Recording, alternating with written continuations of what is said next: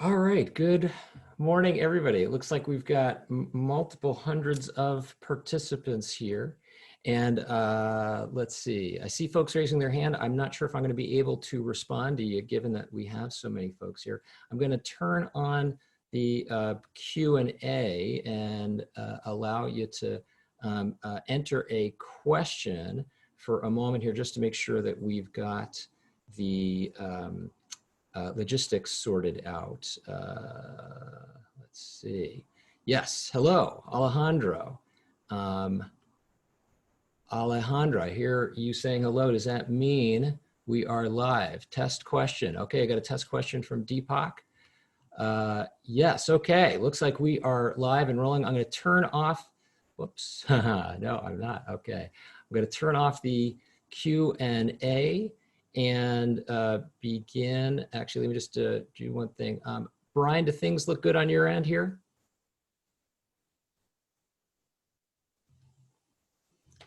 Tim, do things look good on your end? Yes, looks good from my side. Okay, great. Thank you so much. All right, I've got to mute you again. Okay. Good morning, everybody. Welcome to the Art of Self-Coaching. This is class one, beginnings. And I use this image here because I have very high aspirations for this experience. This is, as hopefully you read on the website, a course that I've been teaching at the Stanford Graduate School of Business since 2015, when I designed and launched it. It has come to play a very meaningful role in my own life. It's a body of material that I feel very committed to and believe can be quite useful to us here in this time. I also have heard from a number of students that it's had a lasting impact on them. And I'm in the process of moving this whole experience online. Thursday, I taught my first session with my spring quarter MBA students online and decided to see what we could do at a much larger scale. And my experience with my MBA so far has been very positive. I believe our experience together is also has the potential to be extremely positive, and that this will be a useful learning experience for you. And I want to be realistic. We are here. I am doing this and we're working through this particular medium because of this nasty little bugger, which is obviously having a very big impact on all of us. This is not what you expected to be doing this month. You didn't expect to be taking this course. You didn't expect to be confronting or dealing with all of the ways in which COVID-19 is impacting you, your organizations, your personal lives. Me either. The COVID-19 is having a profound impact on me, starting with the fact that on Saturday mornings, rather than being out and about somewhere in the Bay Area, I'm here in my home in San Francisco. And my job is to help leaders face difficult challenges. So I have a degree of confidence that even though I can't do anything to fight a global pandemic, what I see in my work with my clients is that I am helping them figure out how to be better prepared to face COVID-19 and its impact on themselves and their organizations. This course is obviously not going to solve any of that for you, but I do believe it has the potential to make a difference. I do believe it can help. I'd also like us to think about how we get ready. If you're not familiar with this image, it's called We Can Do It. And it's a motivational poster that was designed back in the 1940s to raise the morale of women who had been recruited to work in industrial manufacturing, in many cases, for the first time. And I believe that there's a similar collective spirit that is necessary that we can rally around. And I hope that this course can play a role in that process. I typically resist the idea of using warfare as a metaphor for business. War is war, business is business. I think using that as mixing those metaphors, I think does a disservice to the sacrifices made by actual warriors. That said, I think there's something fitting about that here today, because we do face existential threats as individuals, as organizations, as a society. And we need people who are going to step up. Again, I don't think this course offers a solution to any of that, but I do believe it can be helpful. Speaking of help, I will absolutely be reliant on you to help me improve. I'm learning here as I go. I've taught 2 online classes so far to 36 MBAs. This is the first online webinar I've ever done. and there are, at this point, 630 of you, and we had, I expect, quite a few more to join as we get started. So we're operating at a very different scale than I've had experience with before. I've set up this email inbox to get your feedback and your input. I guarantee I'm going to read everything that comes in there. I am often going to be unable to respond. I just want to clarify that and set expectations. I've got 55 clients, I've got 36 MBA students, and they have rightful expectations that they're going to get my full attention. I'm going to do whatever I can to support those of you. I probably can't offer much help with technical issues or troubleshooting, but I'm absolutely going to be paying attention to input into that inbox. And specifically, if you have suggestions as to how I can do a better job of presenting this material and working through this medium, I'm very open to that. Here's our agenda for today, and I'll begin each class with an agenda like this so you can start to understand how we'll be spending our time and how you can manage your energy. So it'll take about 25 minutes in an introductory kind of series of comments from me. Then I'm going to have you go into an exercise with your partner. I'll say a little bit more about partners in a minute. I'm going to lecture briefly on coaching tools, hitting some of the high points from some of the readings that I asked you to dive into for today. And then I'm going to tee up a deeper conversation with your partner for today. I'll wrap up with a few comments, a few logistical comments for next time. Note the sequence here. There's relatively little lecture in this course, and I'm going to be moving in and out of different modalities, and that'll be very common. First, let me just say a little bit about who am I? Some of you, I know we know each other because I know there are some former students and clients of mine on this call, and it is delightful to be working with you again, but I'm sure a number of you have no idea who I am, so let me provide a little bit of context. I'm an executive coach. I've been coaching full-time since 2006. In 2007, I became a member of the first in-house coaching team at the Stanford Graduate School of Business. Spent the better part of a decade there in a variety of roles, including teaching this course. But I've, for many years, spent the bulk of my time meeting in San Francisco or here, working virtually with people all over the place. And for the last month, this work has meant I've been talking with leaders all day, every day about COVID-19, about their impact on them as leaders, the impact on their organizations, the impact on their personal lives. I do continue in my role as a lecturer at the GSB. These days, my only relationship there is I teach this course each quarter. I used to teach a well-known course known as Touchy-Feely, which uses the T-group methodology. It was also part of the team back in 2007 that founded our Leadership Labs program and our Leadership Fellows program. Very proud of the work that I did there, but these days, the art of self-coaching is my only relationship. More personally, I've lived in San Francisco since 1990. I cannot believe that it's been 30 years that I've been here, but that's the case, and I'm a big San Francisco Giants fan. So the past decade was very good to me. However, last year, not so much. I was a little disappointed, and if you were a Giants fan, I'm sure you were too. I had some aspirations about this year, which are sure to be dashed since Mad Bum is now a Diamondback, and Buster Posey is getting old. So this year I have very low expectations. I don't even know that baseball is going to be played again. So we'll adapt. Some working agreements just to kind of set a contract for us to work together in this course. I will give you my best. Obviously, or maybe not so obviously, but I'm doing this as a one-person sort of pro bono enterprise. This is not a job to me. I'm here because I care about this body of material, and I believe it can have a useful impact in your lives today. I'm also going to welcome input. I've taught this material many times before, and I've never taught it this way. So I'm really interested in learning how I can do this more effectively for you. I'll also make sure we end on time. Today's will always begin at 10 a.m. Pacific on Saturdays for the next 9 weeks. Today we're going to end at 11:30. Occasionally, I may look to extend class to 11:45 Pacific, and you'll always know in advance, and you have my solemn commitment that we will end on time. And if anything else would be helpful logistically, please email me. And here's what I ask you to do. I'm going to ask you to start on time. I will not be beginning most classes with a long lecture or a series of introductory remarks like today. Instead, I'm often going to begin with an exercise. I'm going to try and get you and your partner into an activity fairly quickly. And as a result, if you are late to the game, then you and your partner might have difficulty figuring out exactly what I'm asking you to do.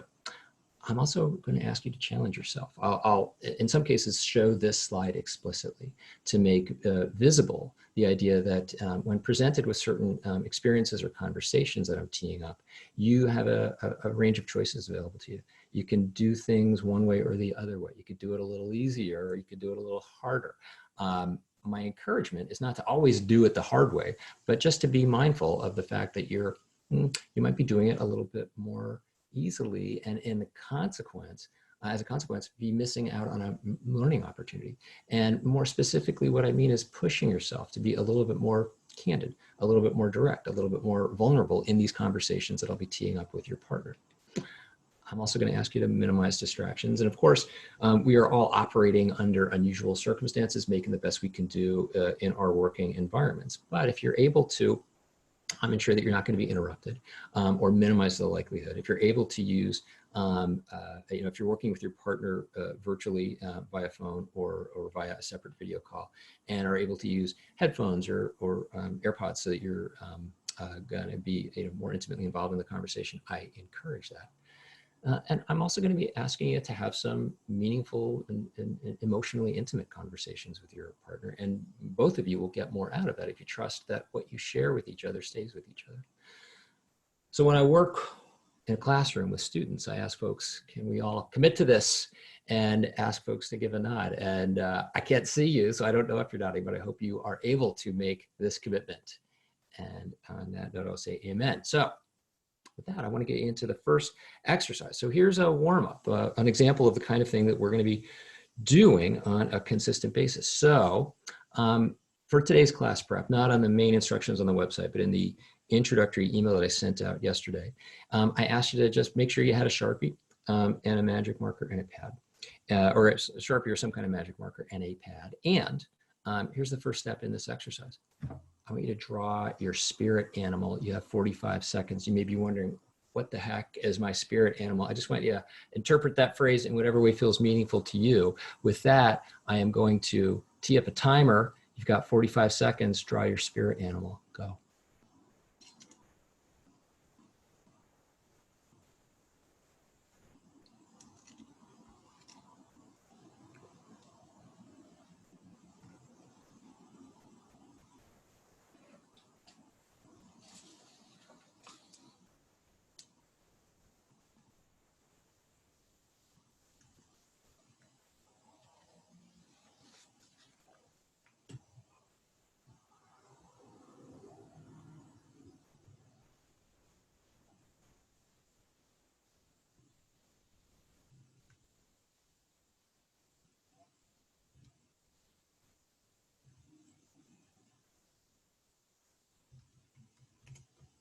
Okay, hopefully you have completed some rudimentary drawing of your spirit animal. Here's the next step in this exercise. I want you to have a conversation with your partner.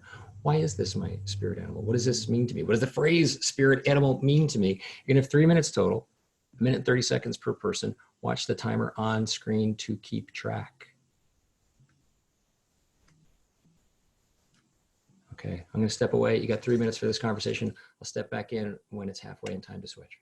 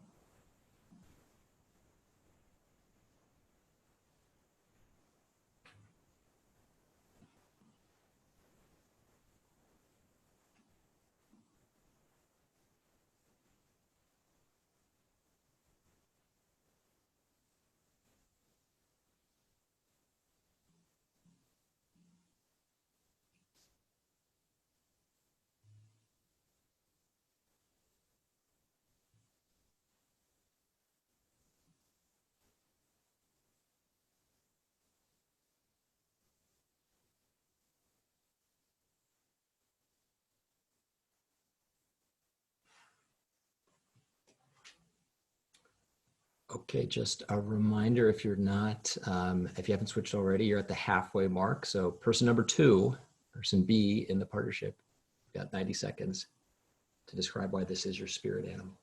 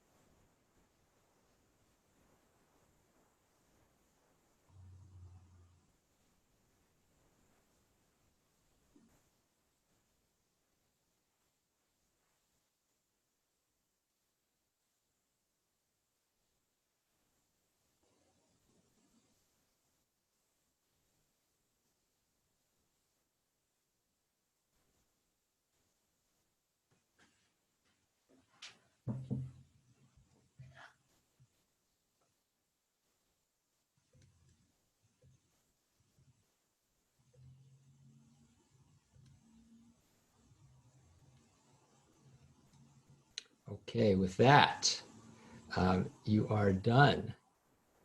And you may be wondering to yourself, okay, what the hell is that all about? Why do something like that? Well, first, I want to get you in the habit of having these kinds of interactions, of kind of dropping out of the webinar experience and having an interactive conversation with your partner. We'll be doing that again and again and again. I also want to begin class with an intellectual and an emotional warm-up exercise. I mean, it gets you thinking a little bit differently. And I want you to start the process of having more vulnerable and revealing conversations with each other. This is sort of a light way of doing that. We'll do more of that over the course of this morning. Let me tell you a little bit more about what to expect in this course. The classes are going to build on each other and are going to establish a foundation over the course of the series of topics. Here are the first classes. Today, we're going to sort of initiate the experience and get you and your partner a little bit more connected with each other. Next week, we're going to talk about a model of change. And the week after that, we're going to talk about attention as a resource. Then we'll move into a series of classes drawing very heavily from positive psychology. We'll wrap up with a series of classes drawing from a range of disciplines, including philosophy. And a consequence of the fact that the classes build on each other is that they may seem a little disparate in the first couple of weeks. The themes will start to knit together and you'll realize each subsequent week builds on previous weeks, but that may not be evident until we're about halfway through, so just heads up. You can expect that the short lectures that I'm going to provide are going to highlight the key points in the reading. And in some cases, it feels important to me to say, hey, here are the key things that I want you to bear in mind from these particular readings. And we're going to have partner conversations every class. So do not expect to come in and hear. It's not going to be me droning on and on at you for 90 minutes for sure. Say a little bit more about these partners. As I teed up in the requirements class for the course on the introductory webpage, these are folks that you're going to need to interact with real time during class. You can do that in person. If you happen to be stuck together working from home, have a phone line available. I am encouraging you to be able to see each other because occasionally it will be useful to be able to hold an image up to the screen or a series of comments up to the screen. It's not necessary, or have a separate video call teed up. And the other reason to have a video connection here is that I'll use the timer to help you keep track of time and come back to the main room when the conversation or the exercise is over. Let me say a little bit about why coaching matters to me. So I began as a client in my first, so I earned my MBA at Stanford 20 years ago. And in my first job after graduation, I was hired by a board of directors, and I had a mentor on that board. And he said, "You're a talented guy.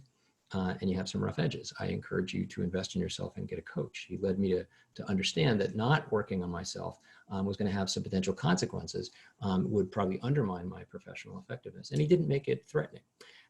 It changed my view of leadership, and I have, over the 20 years since then, seen its impact on, actually, it should say, thousands of students and clients.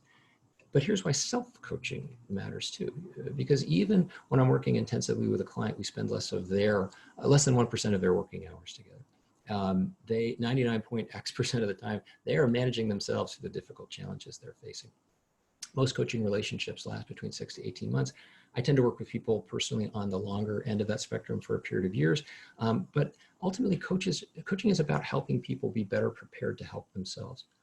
So what do I mean by this? Well, as I said in the syllabus that I provide, it's the process of guiding our own growth and development. That's all I mean. Particularly important during periods of transition, which we are all collectively involved in.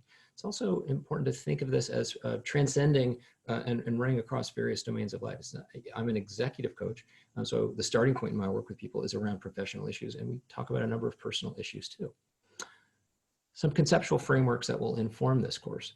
Positive psychology, the movement that really began back in the 70s under Martin Seligman, to help us understand the constituent components of mental wellness and thriving.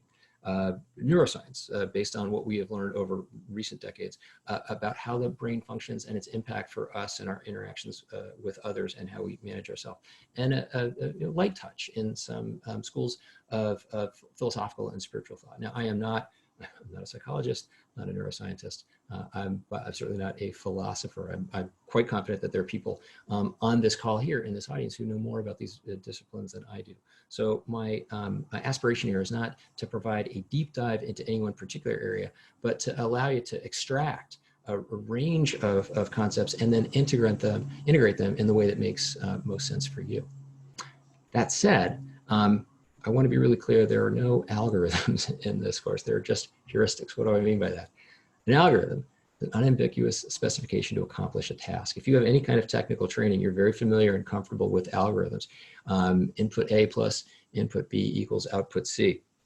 The dilemma is human beings don't operate that way. We operate under heuristics. A heuristic is a practical, imperfect approach to problem solving. And as a consequence, this class is called the art of self-coaching. It's not called the science of self-coaching. We are drawing upon some scientific disciplines, and it's important to understand there's still so little that we know about the brain, what we know about how the brain works, what we can draw upon from neuroscience, what we can draw upon from social psychology are still very fuzzy. There's relatively little settled science. There are a lot of guidelines, and it's always going to be up to you to figure out, how does this material apply to me as an individual? So the answer to most questions is going to be, it depends. There's not going to be a guaranteed answer that is universally relevant to all human beings or universally relevant to you in all circumstances. There's going to be a lot of contingency here, and it's going to be up to you to figure out, well, how do these ideas apply to me and under what circumstances? I want to reemphasize that self-coaching is social. There's a reason why I strongly encourage you to commit to this class in partnership with somebody. You will reflect outside of class. My encouragement both to my MBA students and to you is to really engage deeply with the materials on our syllabus and use that as individual reflection time. And class, my intention is that classes are going to be interactive and encouraging you to have these kinds of conversations with your partner. So expect to have a discussion with your partner every class. And that means an occasion, I'm going to be asking you to have some awkward conversations like we started with a minute ago. Draw your spirit animal. Talk about your spirit animal. What the heck does that mean? My encouragement is to step into those opportunities while acknowledging they're a little bit awkward, and also ensure that you don't feel shoved. I want you to feel a little bit nudged. I want you to feel encouraged and motivated to try some things that might be a little awkward, but I don't want you to feel shoved. You are in control of your own experience in this class, obviously. With that, I want to move into the next exercise. It's called Getting to Know You. Again, you're going to need a Sharpie and a pad. And here I want to emphasize that you're going to be writing something I'm going to be encouraging you to share with your partner. Write down 3 statements about yourself. Write large, write legibly. So because if you have visual contact with your partner, I want you to share. I'm not going to tell you how to answer these statements, but I am. You've got 1 minute.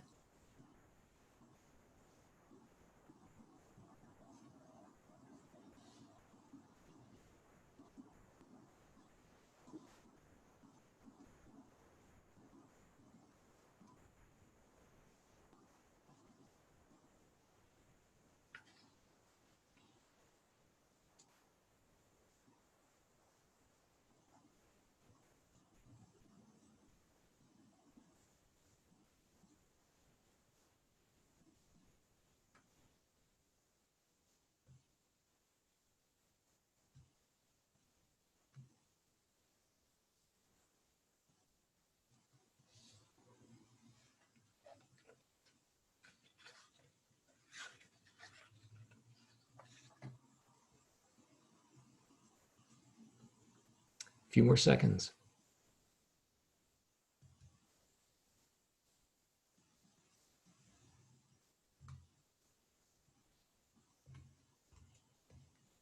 Okay, pens down. Now, here are the instructions. With your partner, I want you to reach out with your partner if you're on the phone or a separate video call if you're sitting in person with them.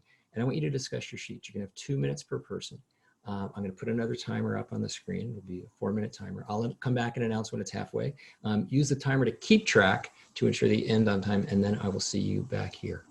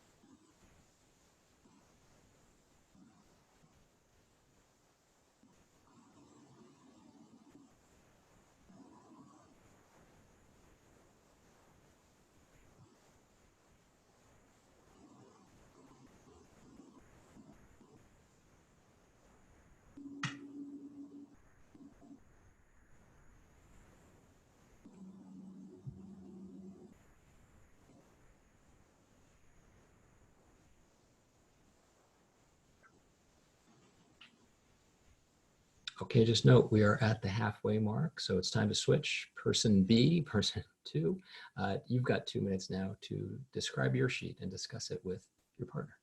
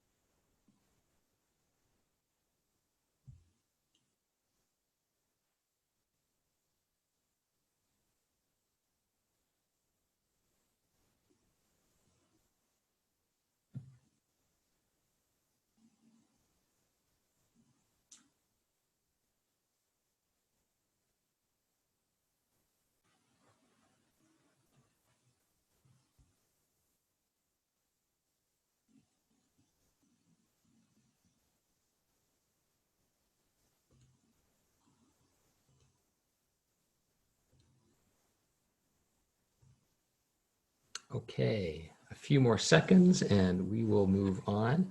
And real-time learning is already occurring. I've been reliably informed that when I thought I was sharing the timer with you, I was not.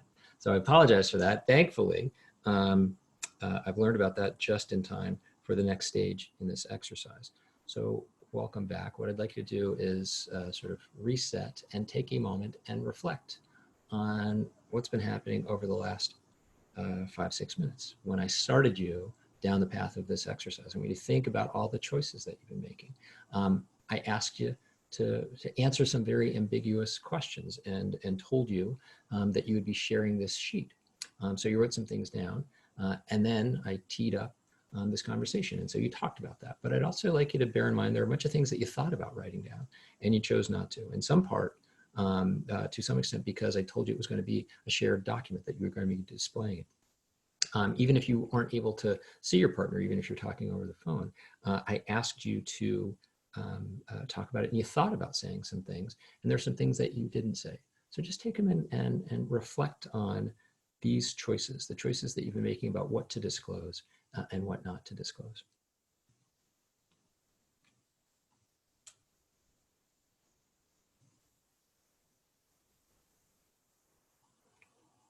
Okay, and in this next stage of the exercise, I want you to be mindful of challenging yourself. In this exercise, which I've conducted many times with people, what I find is that there's a version of ourselves that we talk about. There's a version of ourselves that we write about that feels a little bit safer before we begin the process. And I want you to challenge yourself here. I want you to be a little bit more vulnerable, a little bit more emotionally intimate, a little bit more candid. What you're going to do is discuss your sheets again. You're going to take 2 minutes per person again. Person A is going to take 2 minutes and discuss his or her sheet with person B, and then person B is going to take 2 minutes and discuss his or her sheet with person A. And I want you to think about how you might be more candid. So let me see if I can execute some real life learning here and share this with you. So you've got 4 minutes for this exercise. Presumably it's being shared with you now. And I will come back and give you a reminder that we're at the 2-minute mark and it's halfway and time to switch.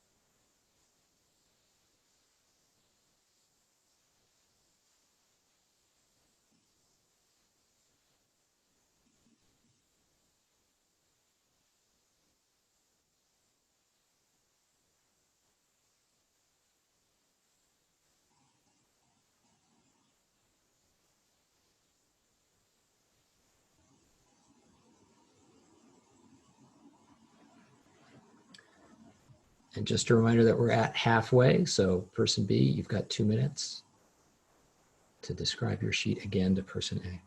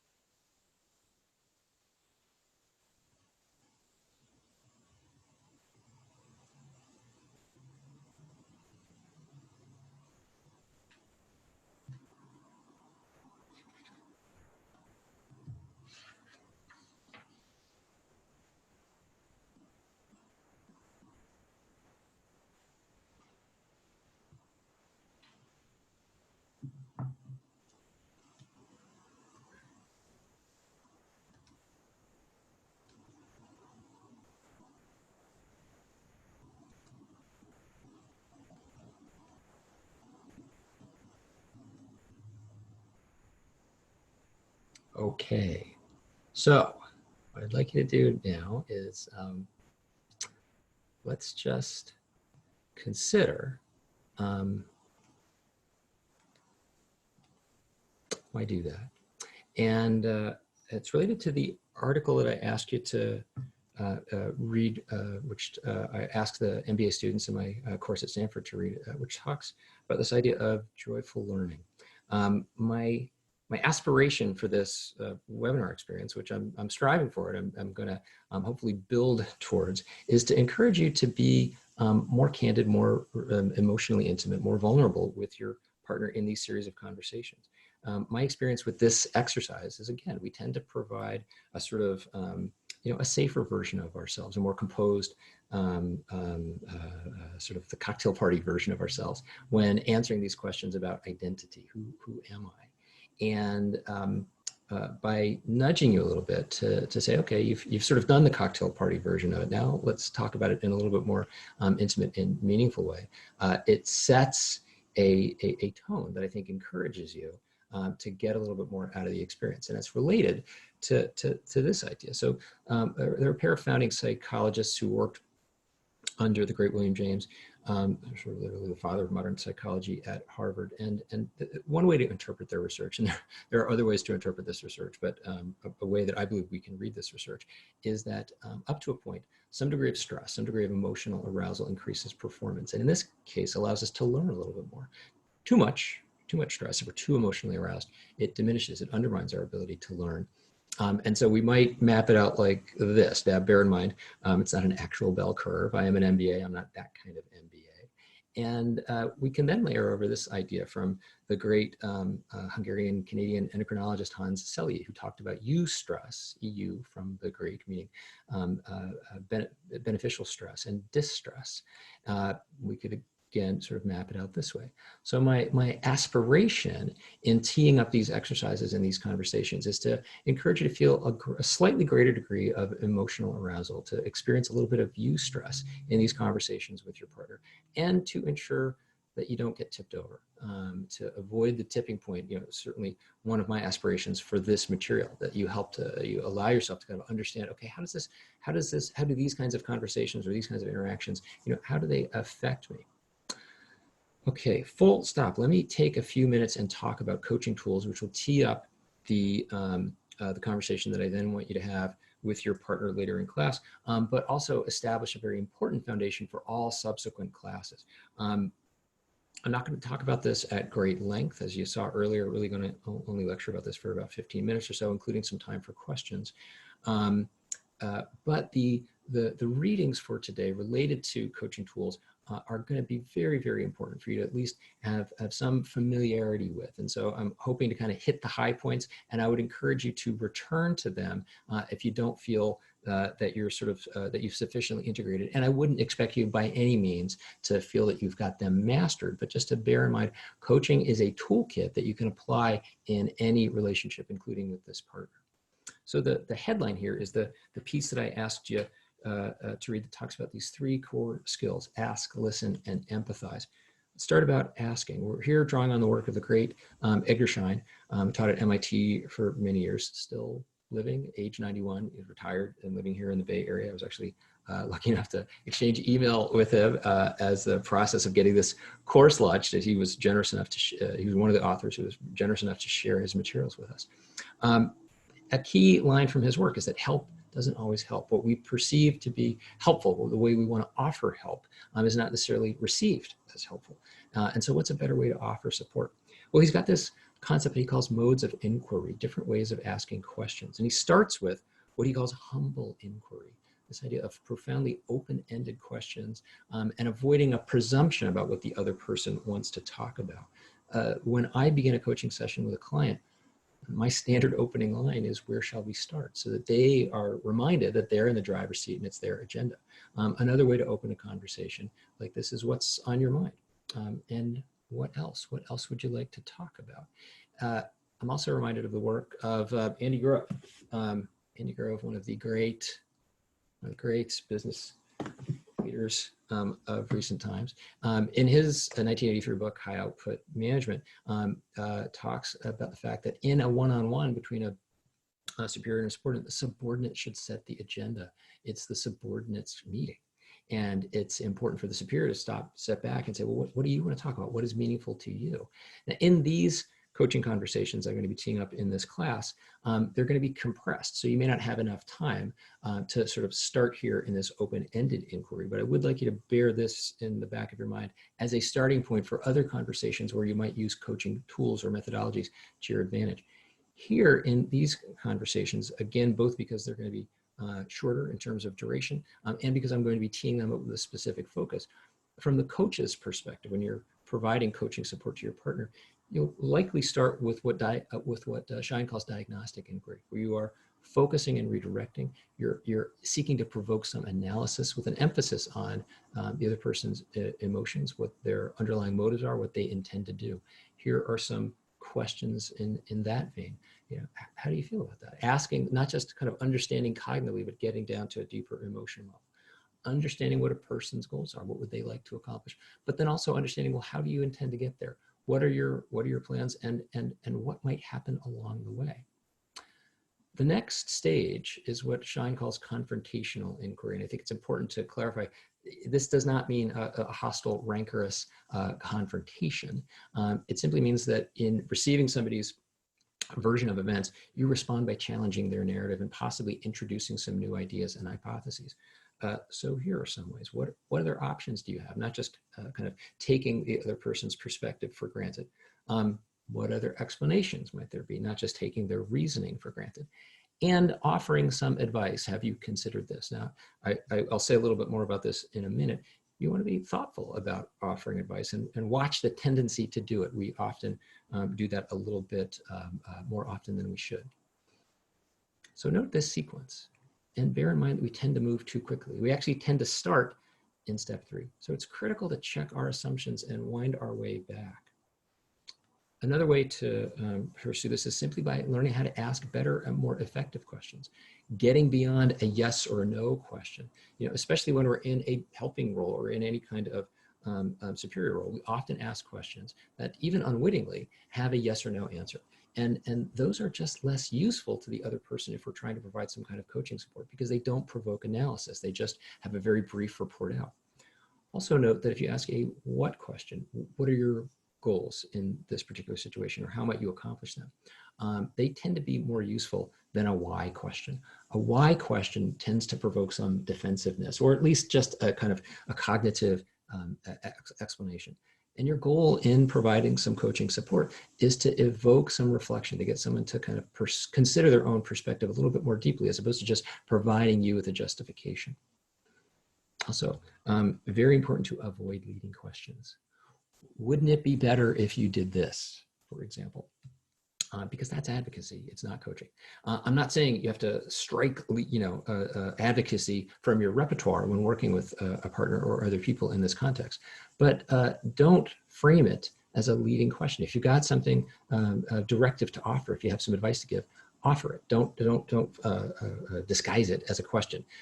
Leading questions are experienced as pop quizzes. They don't feel particularly good because there's a right answer. One particular tip: if you are in love with language like me, you can find yourself asking a question and then a better question or a different version of that question comes to mind midstream, and you wind up asking both questions. And the other person kind of receives this as like a double-barreled, I'm not sure what to do or which question to respond to. So ask one question and stop. Next, let's talk about listening briefly, the idea of cultivating listening as a skill. Really important to bear in mind that hearing is not the same as listening. Taking in data and receiving it, even if you're perfectly accurate, doesn't ensure that they feel heard. And in this particular way of offering support, it's more important that they feel heard than that you process this information. So ensuring that you're conveying to them, not just that you're taking the information in, but that it registers with them in that particular way. I asked you to look at a piece for today's class by Carolyn Webb, another one of the authors who generously made her material available to us on our syllabus. And she talks about this concept of extreme listening from Naomi Klein. And I think a core line in there is letting go of our need to be helpful. Because often in our desire to be helpful, we talk too much, We suggest that we are being helpful by processing information and then offering some advice. And instead, we fail to recognize that we can actually be more helpful just by listening. And going back to Edgar Schein's concept, sometimes help doesn't always help. The way we tend to offer help isn't as helpful. And if we can trust that simply truly being present with somebody and listening will be experienced by them as helpful, we can make a lot of progress. It's also important to bear in mind, especially in the context of this course, focused attention is more meaningful than time. We can spend a lot of time with somebody, and if our attention is distracted, if we're on a device, if we're unable to really ensure that they feel heard, there's not going to be a big kind of exchange of value. And if we can truly focus on somebody and ensure that they do feel heard in a short amount of time, we're going to have a much greater impact. It's very relevant in the real world. It's very relevant in this course because our conversations are going to be relatively short. So what you're looking to do is, if you have the ability, whether it's video or in person, to make sufficient eye contact and both convey through your body language that you're truly present and pay attention to their body language. If you can eliminate distractions and ensure that you're not multitasking, which of course is a particular challenge in the online environment, you're going to have a much greater likelihood of ensuring that the other person feels heard. Let's talk a minute about empathy. Here, drawing on the work of Brene Brown from the University of Houston, we'll encounter her work a bit later in the class on resilience and vulnerability. She talks a bit about the relationship between empathy and shame. Her simple definition is, if our experience of shame leaves us feeling like we are flawed and unworthy, and empathy is the antidote, because when we feel some shame, it creates distance. Shame is one of those emotions that kind of curls in on itself. We tend not to want to talk about it or to reveal it. And empathy can unwind that and create a sense of closeness.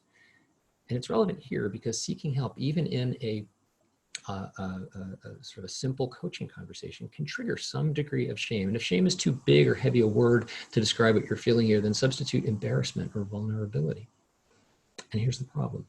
Our typical helping responses often block empathy. We seek to help in a certain way that the other person doesn't feel the other person does not feel empathized with as a result.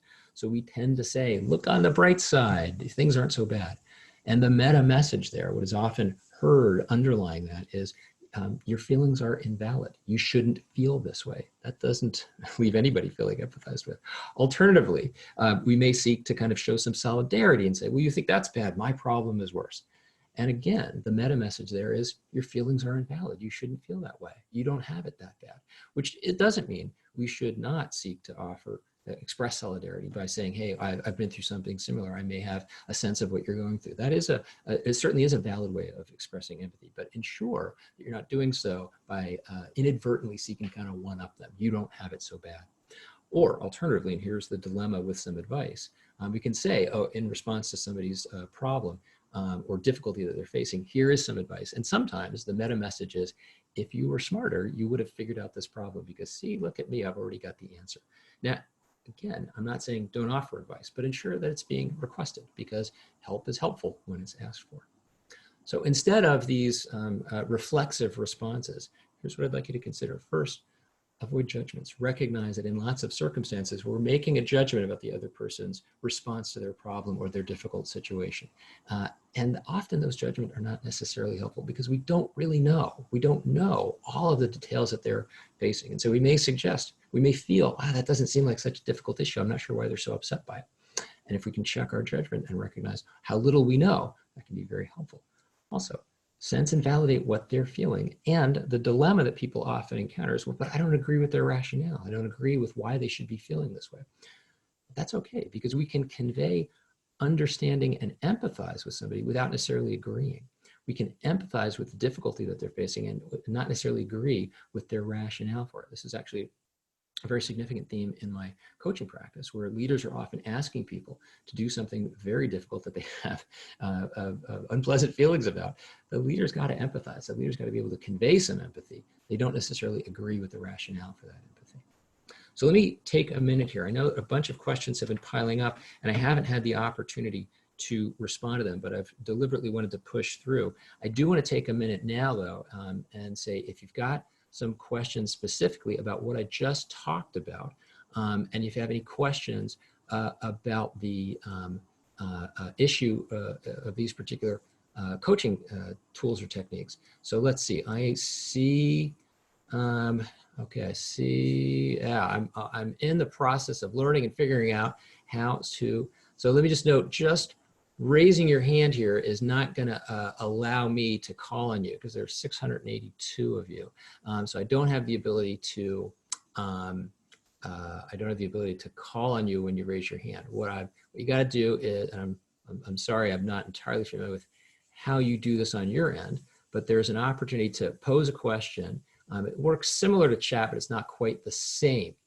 Okay, let's see. Okay, so here a question from Hesham. How come asking why implies a defensive question? And great question, Hesham. Actually, before I jump in here, okay. So it's not necessarily going to be a defensive response. I mean, sometimes that can feel a little strong, that maybe I may have overcharacterized that. But there, what it tends to do is asking a why question invite somebody to go to a rationale or an explanation. And so they go to a cognitive place. And what that can often do is it results in a justification. You're asking me why, you're asking me why I feel a certain way or why I want to do something. And I'm going to tell you why. I'm going to feel, in some sense, like there's a bit of a contest here.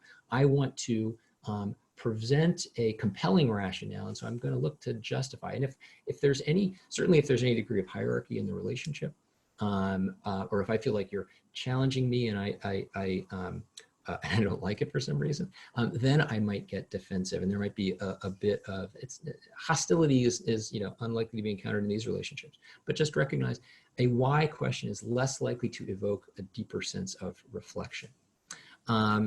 Let's see. Lucy asked, are feelings of shame related to culture?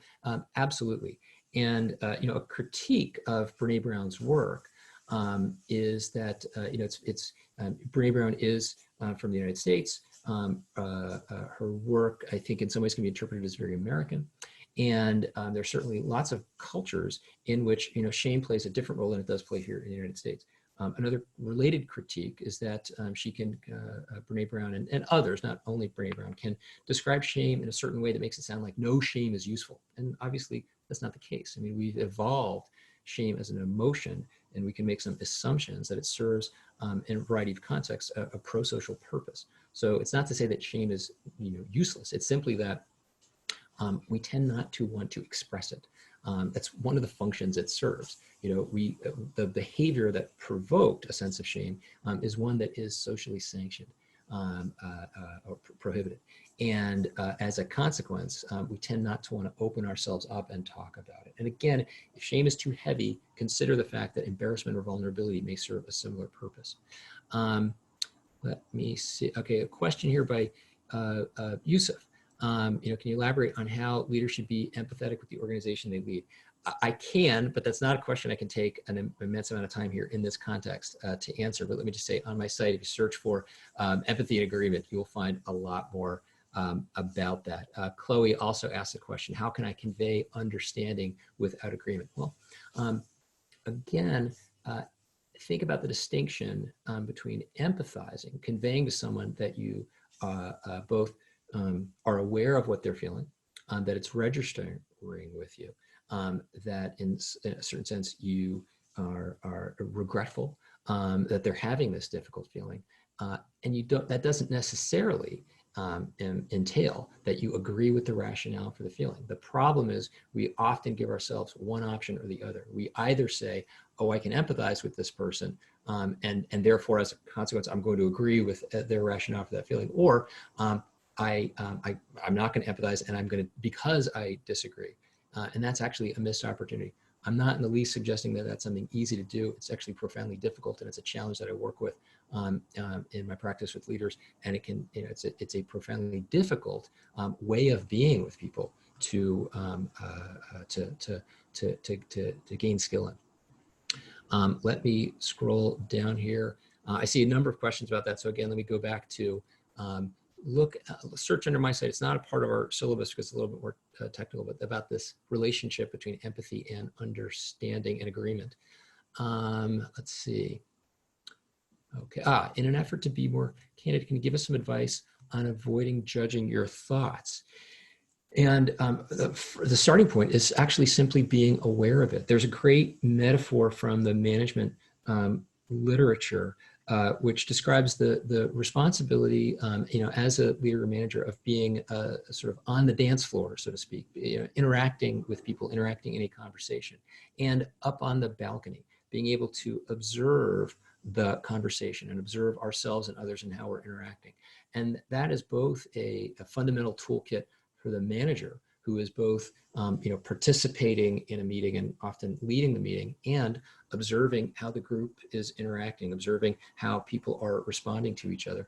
It's also a particular skill in coaching, and it's not one that you're going to master immediately, but just recognizing, okay, I'm actively engaged in this conversation. I want to be in the flow. I don't want to be perceived as kind of like robotic and analytical.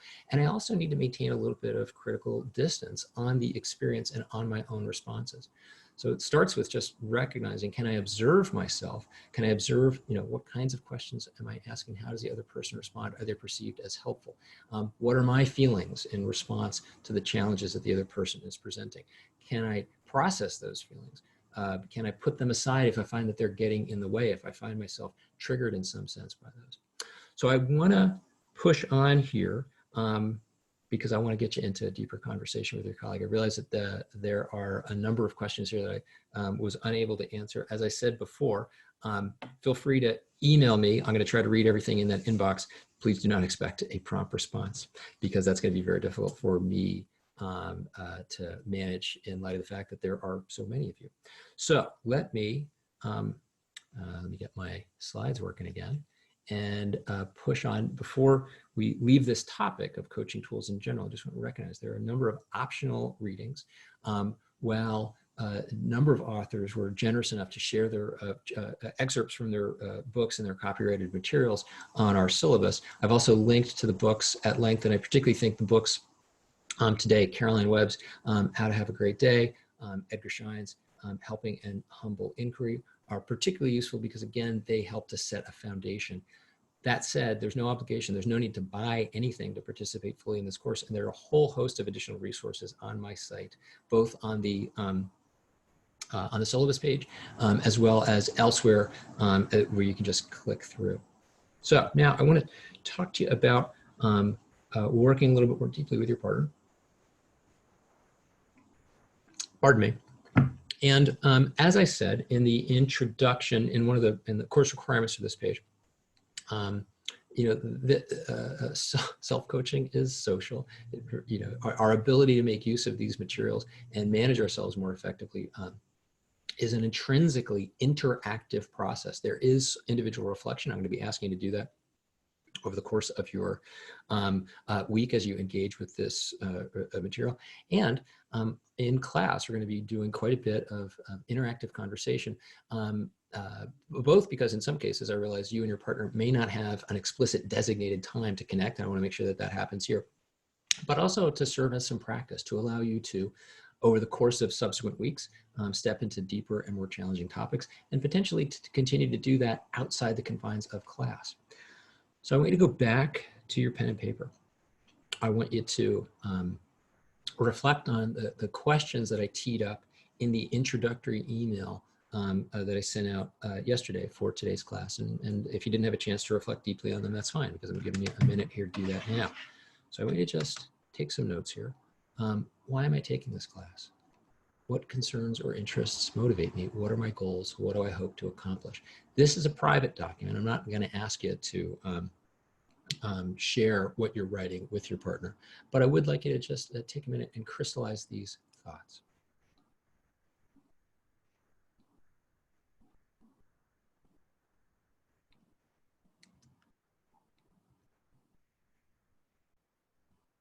And I'll give you a timer to document this.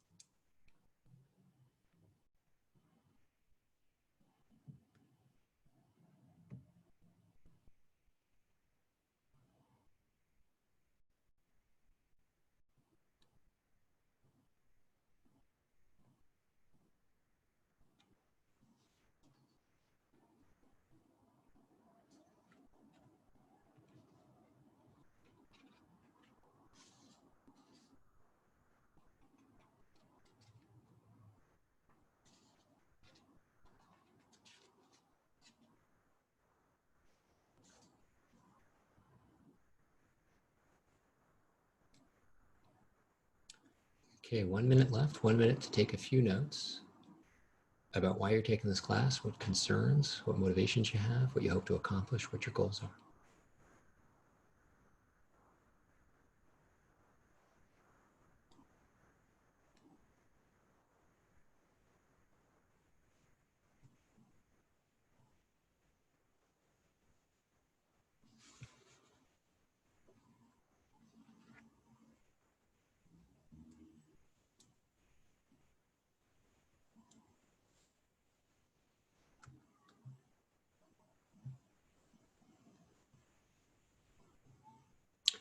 A few more seconds.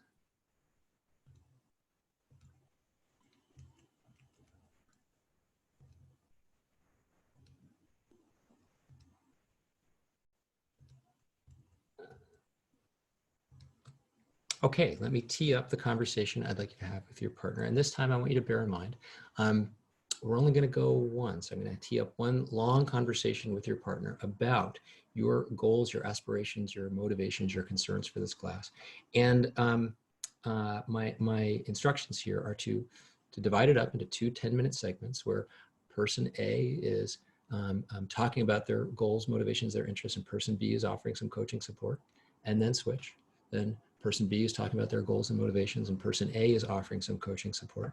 And use this, think of this as your first coaching conversation. Whoops. Think of this as your first coaching conversation with each other.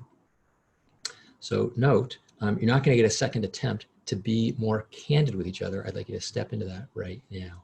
So with that, let me put up a longer timer here. Okay. So you've got 20 minutes to have this conversation with your partner. Please keep an eye on the timer to note that we will return and wrap up class. I'll step in halfway through to give you a 10-minute warning. I'll step in about a minute through to give you a 1-minute warning, but keep an eye. We'll be back in 20 minutes. Person A talks about their goals and motivations. Person B provides some coaching. And 10 minutes at the end, person B talks about their goals and motivations, and person A provides some coaching. Don't expect to get it perfectly the first time. You're looking to develop these skills and build on them for next week's class. See you in 10 minutes.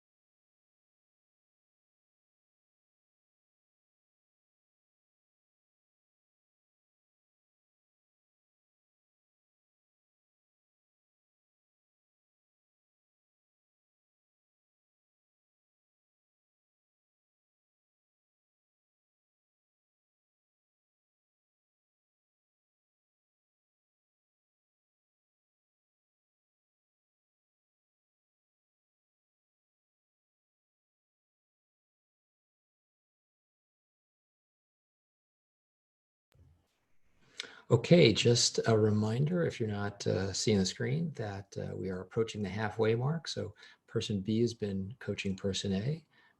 Now it's time to switch. Person A will be coaching B. I'll see you in a little over 9 minutes to give you a 1 minute warning, and then we will move on.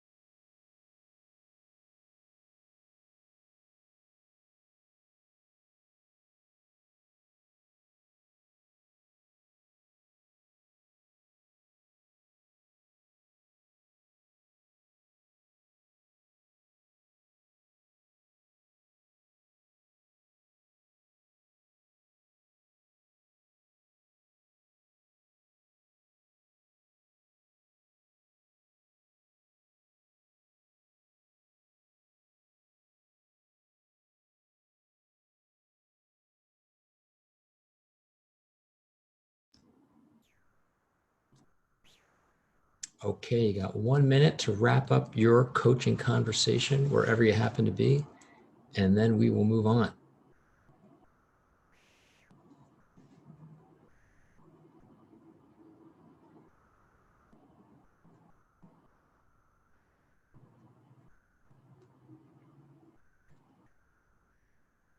A few more seconds.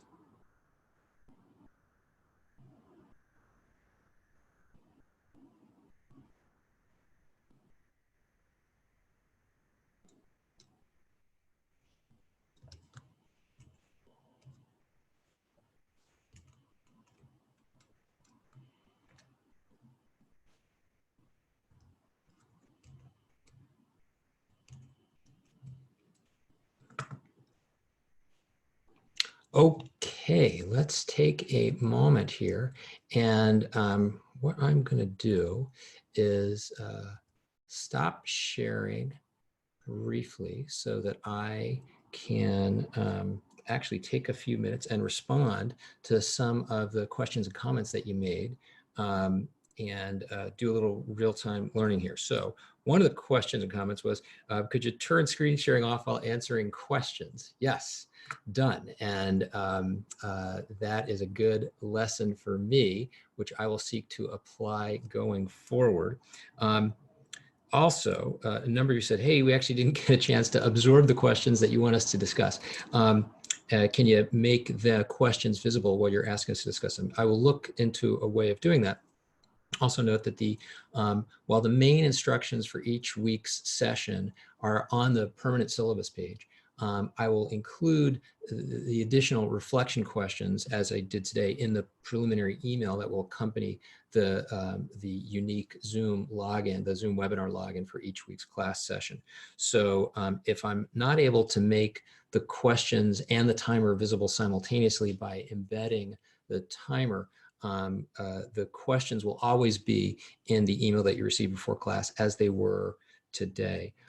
Somebody also said, hey, I don't have a partner. Please note, we've got at this point over 600 participants. So as I noted in the course requirements section of the course sign-up page, the procurement of a partner is up to you. We can't assign partners at scale. So it's up to you to identify somebody who you can work with and conduct the subsequent class sessions together. I believe it's going to be possible for me to take down the video and make it available on this on the syllabus page. And if so, you could go back through today's class with a partner once you identify that person. Couple of questions related to when is it okay to offer opinions and directive guidance. And let me go back to a point I made earlier. There are no algorithms in this class. There are no algorithms in human behavior. There are only heuristics, sort of imperfect and provisional ways to solve problems. So just recognizing, hey, my go-to is to offer directions and guidance. And particularly when I'm seeking to coach, whether it's in a relationship like this with a partner or whether it's with my employees, coaching is certainly a legitimate and underutilized managerial toolkit. It's important to bear in mind, am I overdoing it? Am I leaning into advice and guidance too quickly? A number of questions about, well, how do I get better at these skills? And the simple answer is practice. It is my expectation that you would experience this as somewhat difficult, hard to kind of assess yourself and your effectiveness at asking questions. The coaching is, I mean, one of the reasons why I find it so fulfilling as a profession is it is taking me a lifetime to master the discipline. And even at my advanced age, I know I still have a lot to learn. Lastly, a question and a series of questions about, well, okay, I understand that there's this interpersonal dimension. How do I do it with myself? And that's a challenge that I'm posing. It's really kind of the fundamental premise of this class.